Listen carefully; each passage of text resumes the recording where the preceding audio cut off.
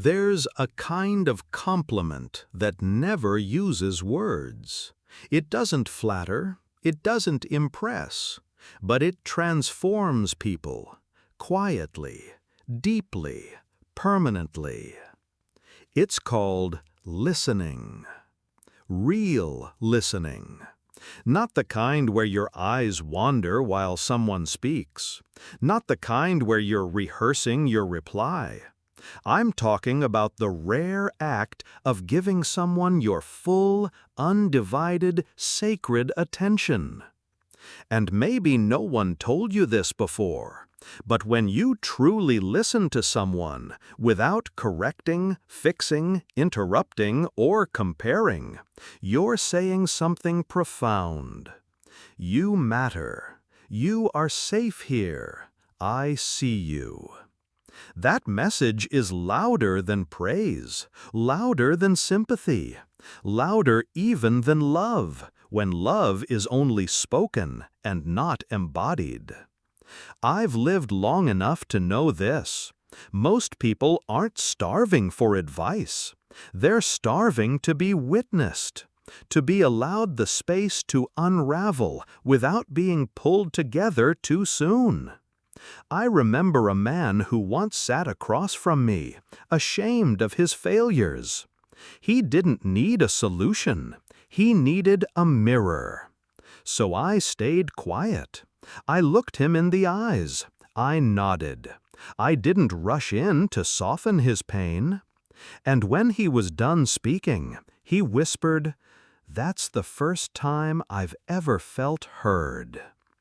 I hadn't said a word, but I had given him something we all crave, sacred presence. And isn't that what listening truly is? It's the silent compliment that says, "I don't need you to be perfect. I just want to be with you, right where you are." In a noisy world, that kind of attention is revolutionary. It calms the nervous system. It builds trust. It tells the other person, "You don't have to fight to be understood anymore. I'm right here. I'm not going anywhere." So the next time someone speaks to you, pause. Put the phone down. Let the silence stretch. Breathe.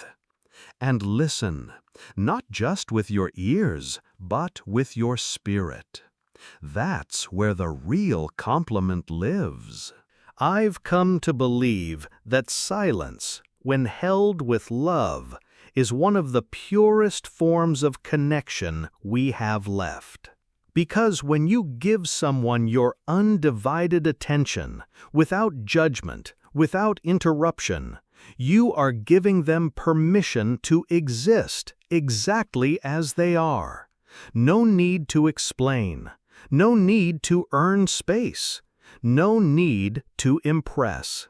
And that, my friend, is a gift most people never receive.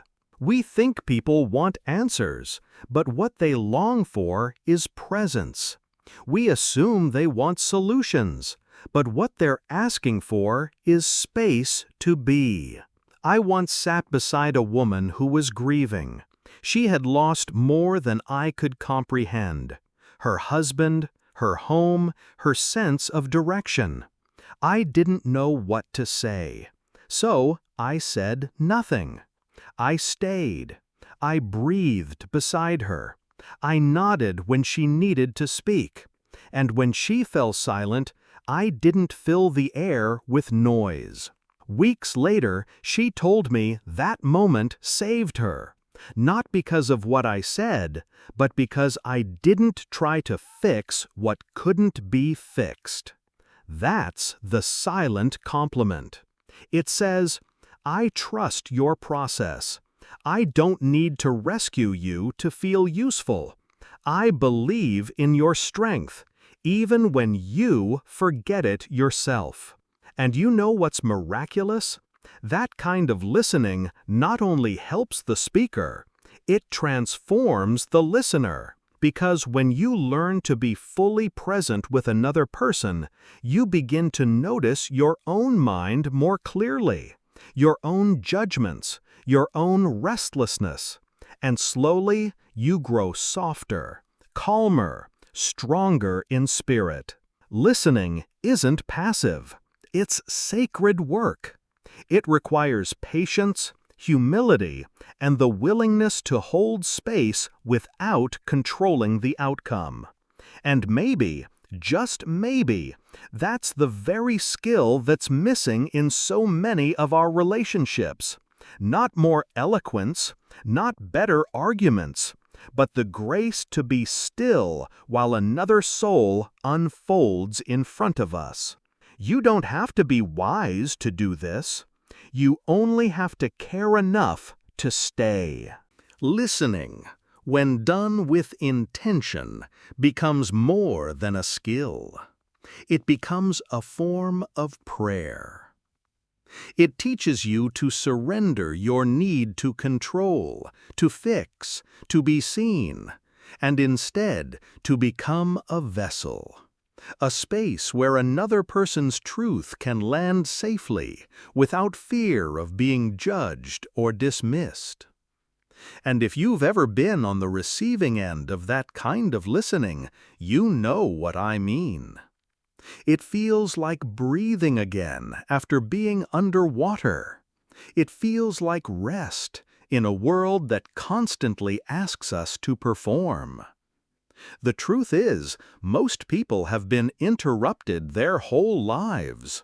Interrupted when they felt something too deeply. Interrupted when they tried to express confusion. Interrupted by people who meant well, but didn't know how to be still. So when you offer uninterrupted attention, you're not just being polite. You're doing repair work. You're rebuilding trust in something most of us lost long ago. The belief that we're allowed to take up space in someone else's world without earning it. You don't need to nod excessively. You don't need to over-affirm. You just need to be there, calm, present, grounded. And maybe that's why so few people listen deeply. Because to do so, you have to quiet your own need to be the center. You have to set aside your reactions, your story, your urgency to speak. That's not easy. It's a discipline. It's emotional maturity in action. And I promise you this, when you become the kind of person who listens like that, people feel it. They won't always thank you. They won't always know how to describe it. But something in them will soften in your presence. Because silence, when it's warm and sincere, says more than any praise ever could. It says, you're safe here. It says, I'm not trying to shape you. I'm here to witness you. It says, you're allowed to be whole, even if you're not healed. And that, my friend, is love, without performance, without noise. So from this day forward, let your silence become sanctuary. Let your presence say what words never could. I see you. I'm not here to fix you. I respect the depth of what you carry. Because real connection doesn't start with eloquence. It starts with stillness, with the willingness to be with someone, even when their truth is messy, uncertain, or hard to hold. That's the silent compliment. Not flashy, not loud, but unforgettable. The kind of compliment that lingers in the heart long after the conversation ends. You don't need perfect timing. You don't need expert advice. You just need to show up with your spirit open and your ego quiet. That's where healing begins. And I want you to remember this. Every time you choose to listen without interrupting, every time you stay present instead of offering a solution, every time you breathe through the discomfort instead of trying to escape it, you are honoring something holy. You're creating space in a world that constantly crowds the soul. And that space, that gentle, unseen grace, is where trust is born. It's where shame dissolves. It's where people feel enough, even if just for a moment. And you gave them that, not through a performance, not through persuasion, but through presence. So as you walk back into your relationships, your work, your daily life, remember, you don't need the right words to connect. You need the right heart. And if that heart is quiet, kind, and grounded, your silence will speak more loudly than 1,000 compliments ever could. You will become a mirror of calm in a noisy world. You will become a safe place in a restless culture. And most of all, you will become the kind of person others feel more human around. Not because you impressed them, but because you listened, fully, deeply, and without needing to be anything more than present. That, my friend, is the highest compliment you can ever give. And it may be the very thing that begins to change the world, one soul at a time.